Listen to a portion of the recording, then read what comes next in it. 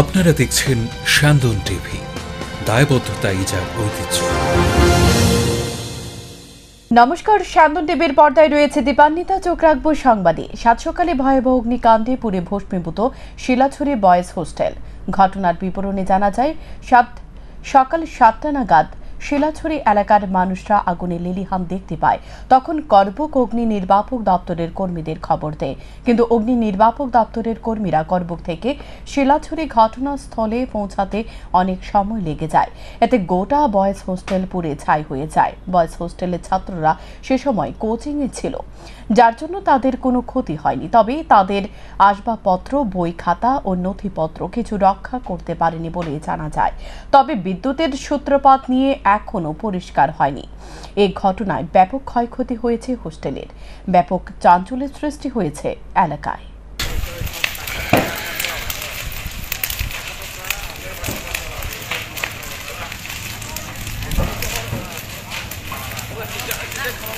আপনারা দেখতে পাচ্ছেন আমাদের কি অবস্থা, ভয়ানক শিলাছড়ি বয়েজ হোস্টেলের অবস্থা। ভয়ানক অবস্থা হয়ে গেছে। হঠাৎ করে কারেন্টের আগুনের থেকে একদম সেকেন্ডে 5 মিনিটের মধ্যেই অবস্থাটা কি অবস্থা হয়ে আছে, এই যে দেখুন। 8 লক্ষাধিক টাকার বার্মিজ সিগারেট উদ্ধার দামছড়া নরেন্দ্রনগর এলাকায়। ঘটনার বিবরণে জানা যায়, মঙ্গলবার ভোরে পানিসাগর থানার পুলিশ S01B1547 নম্বরের একটি গাড়ি থেকে 20 কার্টুন বার্মিজ সিগারেট উদ্ধার করে।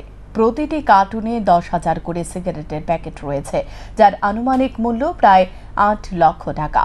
পানিসাগর থানার পুলিশ দুজনকে গ্রেপ্তার করতে সক্ষম হয়েছে। ধৃতদের মধ্যে একজন রাহুল নন্দী, বয়স 22 বছর, বাড়ি দামছড়ার নরেন্দ্রনগর এলাকায়। অপরজন রবীন্দ্র সরকার, বয়স 30 বছর, বাড়ি উদয়পুরের RK-পুর থানাধীন এলাকায়। পানিসাগর থানার পুলিশ ধৃত দুজনকে জিজ্ঞাসাবাদ শুরু করেছে।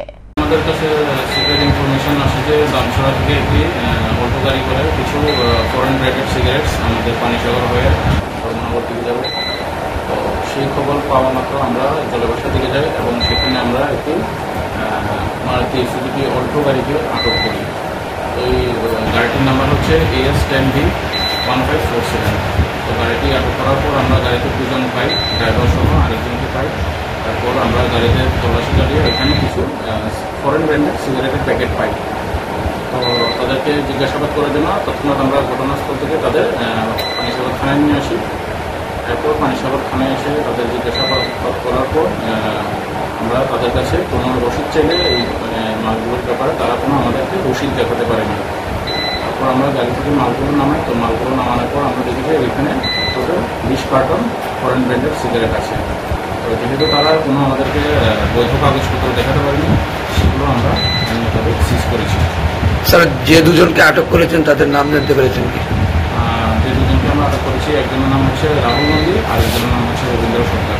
স্যার, সিগারেটগুলো কোথা থেকে কোথায় নিয়ে যাওয়ার প্ল্যান ছিল? তাদেরকে আমরা জিজ্ঞাসাবাদ করেছি, এখন তারা কিছু বলেনি এই ব্যাপারে। তারা যা বলেছে তাদেরকে তারা নিয়ে আসছিল, এটুকু তারা জানিয়েছে। হ্যাঁ, ধর্মনগর। ধর্মনগর কার কাছে? তোমরা ধর্মনগর কই লিয়ে গেলে না?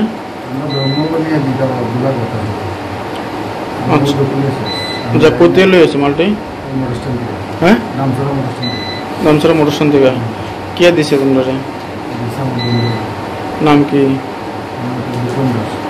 হ্যাঁ, আচ্ছা। কদিন যাবত এরকম করতেছে? আজকে নিয়েছি, আমি জানি না। আমি অন্য গাড়ি চালাই, অন্য মানুষের গাড়ি চালাই। মালটা তো কার কাছে আমার কি কিছু কইছে না? মালটা আমাদের অন্য হিসাবে আর মনে করছি চল আমাদের আমি তারা অন্য গাড়ি দিয়েছি, আমাদের একটু চল দেখবো, গাড়িটা চালাই দেবো। কি গাড়ি আসতো তোমরা? হ্যাঁ, অল্টো গাড়ি। কয় প্যাকেট আসতো তোমরা গাড়িতে? তোমার নাম? রবি সরকার। হ্যাঁ, রবি সরকার। বুঝি না। রবি সরকার। বাসা?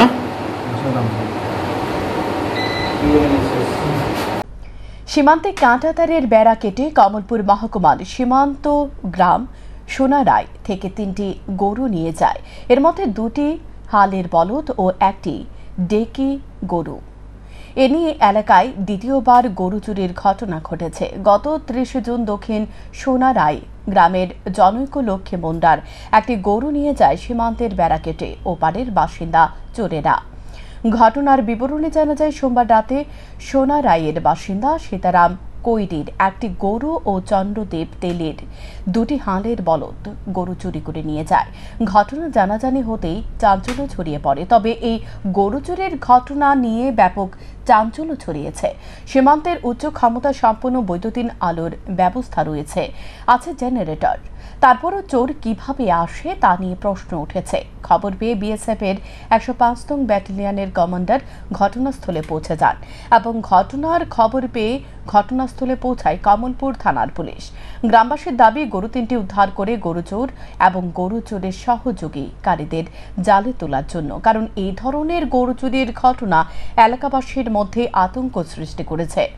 পাশাপাশি বিএসএফ এর ভূমিকা নিয়ে উঠছে প্রশ্ন। দুইটা হালের বলদ বাংলাদেশের তারা নিয়ে গেছে, তারা বেড়া কাটতে প্রমাণ পাওয়া যায় যে গরু নিচে যে ওই আইল দিয়া এখানে পার করছে, এটা প্রমাণ আছে। আচ্ছা, আপনার নাম কি? চন্দ্রদীপ তেলি। কয়টা গরু নিছে? দুইটা গরু নিছে না? আচ্ছা আচ্ছা। আমার নাম সঞ্জয় কর্মী, মরাছড়া গ্রাম পঞ্চায়েত এবং এই এলাকাতেই আমার বাড়ি। গত রাত্রে আমরা সোনারাই এলাকার চন্দ্রদীপ তেলি এবং সীতারাম কৈরি মহাশয়ের দুইজনের চন্দ্রদীপ তেলি দুইটা গরু, আলের বলদ আর সীতারাম কৈরির একটা ঢেকি বাচ্চা, এটা চুরি হয়েছে আমরা জানছি ২:৩০টার সময় রাত্রে। এটা জানার পর আমরা এলাকাবাসীর সব দিকে খোঁজাখুঁজি করার পর এটা কোনো সোর্স পাইছি না আমরা। কিন্তু যখন গরুর আমরা পাঁচ দেখছি দিনের বেলা দেখতে দেখতে আমরা পিচ রাস্তা নিচে যে পাঁচটি তরতাজা পাঁচ আমরা পাইছি। ১৯৯১ সালের ৯ জুলাই ত্রিপুরা সুন্দরী স্কুলে অষ্টম শ্রেণীর ছাত্র কানু দে পাঠ্য বইয়ের দাবিতে আন্দোলন করতে গিয়ে পুলিশের গুলিতে শহীদ হয়েছিলেন। তাই এ দিনটি স্মরণে রেখে আজ কানুদের প্রতি শ্রদ্ধা জানানো হয়। মঙ্গলবার ছাত্র যুব ভবনে কানুদের প্রতিকৃতিতে পুষ্পার্ঘ্য অর্পণ করে একথা জানান এসএফআই রাজ্য সম্পাদক সন্দীপন দেব। তিনি আরও বলেন, বর্তমানে শিক্ষা ব্যবস্থা নিয়ে এক জটিল পরিস্থিতি সৃষ্টি হয়েছে। সারা দেশে শিক্ষাক্ষেত্রে অচল অবস্থা তৈরি করেছে বর্তমান সরকার। নেট দুর্নীতি থেকে শুরু করে বিভিন্ন কেলেঙ্কারি শুরু হয়েছে দেশে। রাজ্য একই অবস্থা চলছে। স্কুলগুলিতে পাঠ্য বই পৌঁছায়নি এবং বহু স্কুল বন্ধ করে দেওয়ার প্রচেষ্টা চলছে। সামগ্রিকভাবে এই সংকট তৈরি হয়েছে রাজ্যের ছাত্রছাত্রীদের সামনে। এই অবস্থা ছাত্রছাত্রীদের লড়াই ময়দানে নামাতে ভারতের ছাত্র ফেডারেশনের মূল দায়িত্ব বলে মনে করছেন। এই লড়াই বহুদূর এগিয়ে নিয়ে যেতে হবে এবং শক্তিশালী করতে হবে। তাহলে এর মধ্যে দিয়ে কানুদে সবার মধ্যে জীবিত থাকবে বলে অভিমত ব্যক্ত করেন সন্দীপন দেব। আজ ৯ জুলাই ১৯৯১ সালের আজকের দিনে উদয়পুরের ত্রিপুরা সুন্দরী স্কুলের অষ্টম শ্রেণীর ছাত্র কানু দে পাঠ্য বইয়ের দাবিতে আন্দোলন করতে গিয়ে পুলিশের গুলিতে শহীদ হয়েছিলেন। মূলত স্কুলের মধ্য দিয়ে পাঠ্য বই ছাত্রছাত্রীদের হাতে তুলে দিতে হবে, এই দাবি ছিল। বিদ্যালয় শিক্ষা আধিকারিক যিনি উদয়পুরে, ওনার নিকটে ডেপুটেশন দেওয়ার জন্য ছাত্রছাত্রীরা সমবেত হয়েছিল ৮ই জুলাই। সেদিন পুলিশ অতর্কিতভাবে গুলি চালিয়েছে মিছিলের উপর। সেই মিছিলে কানু দে ছিলেন, তার গায়ে গুলি লাগে এবং হাসপাতালে ভর্তি করা হয়। পরদিন ৯ জুলাই কানু দে শহীদের মৃত্যুবরণ করেন। আজকে আমরা যখন কানু দেকে স্মরণ করছি, আমরা দেখছি আমাদের দেশ এবং রাজ্যে একটা জটিল পরিস্থিতি তৈরি হয়েছে। শিক্ষার ক্ষেত্রে অচল অবস্থা তৈরি হচ্ছে। নেট দুর্নীতি থেকে শুরু করে এই রাজ্যের মধ্যে পাঠ্য বই এখনো স্কুলে যায়নি, স্কুল বন্ধ করে দেওয়া হচ্ছে। সামগ্রিকভাবে এই রাজ্যের ছাত্র সমাজের সামনে একটা সংকট তৈরি হচ্ছে। এই সংকট মোকাবিলায় ছাত্রদেরকে সমবেত করে লড়াইয়ের ময়দানে নামানো এখন সময়ে ভারতের ছাত্র ফেডারেশন, উপজাতি ছাত্র ইউনিয়নের মতো সংগঠনের মূল দায়িত্ব। এবং আমরা মনে করি এই লড়াই আমাদেরকে তেজিয়ান করতে হবে, আরও বেশি অগ্রসর করে নিয়ে যেতে হবে এবং এই লড়াই বড় করার মধ্য দিয়েই আমরা কানুদের প্রতি শ্রদ্ধা জানাতে চাই। আমাদের লড়াইয়ের মধ্য দিয়ে, সংগ্রামের মধ্য দিয়েই কানুদে জীবিত রয়েছেন। কানুদের স্মৃতির প্রতি আবারও গভীর শ্রদ্ধা নিবেদন। শিক্ষিকা বদলির প্রতিবাদে বিশ্রামগঞ্জ প্রমোদনগর সড়ক অবরোধে বসল প্রমোদনগর স্কুলের ছাত্রছাত্রীরা। মঙ্গলবার সকাল থেকেই তারা অবরোধ শুরু করে দীর্ঘক্ষণ চলে অবরোধ। ঘটনার খবর পেয়ে ছুটে আসে জেলা শিক্ষা আধিকারিক মলয় ভৌমিক সহ শিক্ষা দপ্তরের অন্যান্য আধিকারিকরা। ছাত্রছাত্রীদের দাবি, এমনিতে স্কুলের শিক্ষক স্বল্পতা, তার উপর স্কুলের ইংরেজি বিষয়ক শিক্ষিকা মৌসুমী দেববর্মা প্রমোদনগর স্কুল থেকে অন্যত্র বদলি করে দিয়েছে শিক্ষা দপ্তর। শিক্ষিকা মৌসুমী দেববর্মার বদলি মেনে নিতে পারছে না স্কুলের ছাত্রছাত্রীরা। ছাত্রছাত্রীদের দাবি, স্কুল শিক্ষক স্বল্পতা রয়েছে, তাই মৌসুমী দেববর্মাকে অন্য স্কুলে বদলি করা যাবে না। এ দাবিতে সড়ক অবরোধে বসে ছাত্রছাত্রীরা। অবরোধের ফলে উভয় দিকে আটকে পড়ে প্রচুর গাড়ি। অবশেষে জেলা শিক্ষা আধিকারিক মলয় ভৌমিক অবরোধকারীদের ছাত্রছাত্রীদের আশ্বাস দিয়ে বলেন, মৌসুমী দেববর্মাকে স্কুল থেকে যাতে অন্যথায় বদলি না করা হয় তার জন্য তারা দেখবেন।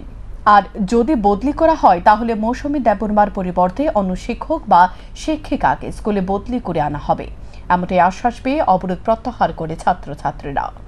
साइमे एकम्बर का सुका फाइ सैमान का जे फर्स्ट मैडम मौसुमी ट्रांसफर थांगना ट्रांसफर के खराबो के आउ तो डायरेक्ट ऑर्डर थे के फाइका के ता फोटो सिंफोर माका सिमा फाइका लाइन ना आपला फाइट मा सरा कमनो का ऑर्डर सुसाई के माका कोन कम डिमांड का एप्लीकेशन से यस डायरेक्ट फॉरवर्ड करने और मुताबिक डायरेक्ट एक्शन होता बोने और मैडम को हमने प्रॉपर्टी एक वर्ष मैडम फाइका के ट्रांसफर इस कागज अनुमति को saya tarik ke arah yang time itu bisa kalau kerana hak orang dia tak kosong itu karena ni hina ni dia kosong juga. Kalau kamu kosong saja jatah mahal.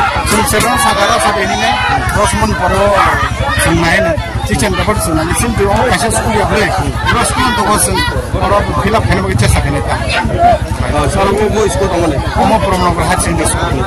Jadi transfer kajian pun bukan kamu. Kamu tu mau masmi de borma. मौसुमी लगे मौसुमी সর্বভারতীয় রাবেতা বোর্ডের প্রধান কার্যালয় দারুল উলুম দেওবন্ধ সম্পর্কে বিশ্বের বিশেষ কয়েকজন জ্ঞানী এবং গুণীদের অভিমত সম্পর্কে অবগত করা, শিক্ষার্থীদের জন্য ইউডিআইএসসি PEN কোড পাওয়ার সহজ প্রক্রিয়ার ব্যবস্থা করা, মাদ্রাসার পড়ানোর জন্য সময়মতো সাধারণ বইয়ের ব্যবস্থা করা সহ ৬ দফা দাবিতে মঙ্গলবার রাজ্যের মুখ্যমন্ত্রীর দপ্তরের দৃষ্টি আকর্ষণ করা হয়। দাবিগুলি দ্রুত পূরণ করার জন্য রাবেতায়ে মাদারিস ইসলামিয়া আরবিয়া ত্রিপুরা বোর্ডের পক্ষ থেকে অনুরোধ করা হয়েছে। পরবর্তী সময়ে আগরতলা শিবনগর গেদুমিয়া মসজিদ কমপ্লেক্সে সাংবাদিক সম্মেলন করে একথা জানান ডেপুটেশন প্রদানকারীরা। সর্বভারতীয় রাবেতা বোর্ডের প্রধান কার্যালয় দারুল দেওবন্দ সম্পর্কে বিশ্বের বিশেষ কয়েকজন জ্ঞানীবিদ অভিমত সম্পর্কে জনসংবগত করা।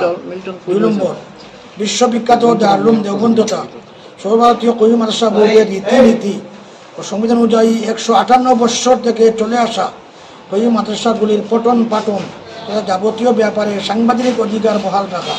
৩ নম্বর, শিক্ষার্থীদের জন্য ইউডিআইএসপি কোড পাওয়ার সহজ প্রক্রিয়ার ব্যবস্থা করা। ৪ নম্বর, সর্বভারতীয় রাবেতা বোর্ড কর্তৃক মাদ্রাসাগুলিকে যে ১০ দফা দাবি সার্কুলার দেওয়া হয়েছে সে ব্যাপারে অবগত করা।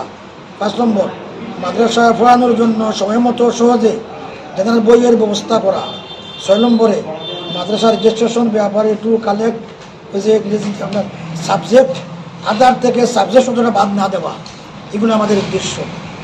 এই যে আমরা দাবি মুখ্যমন্ত্রীর কাছে আমরা স্মারকলিপি দিছি, চিফ সেক্রেটারি স্মারকলিপি দিছি।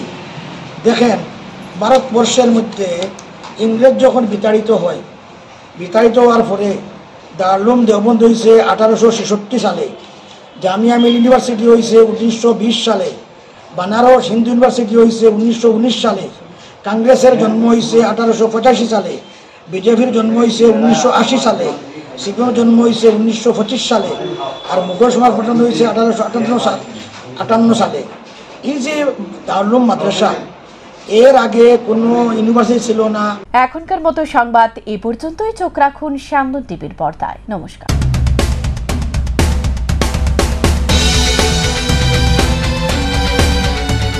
আপনারা দেখছেন স্যান্দন টিভি, দায়বদ্ধতা ইজার ঐতিহ্য।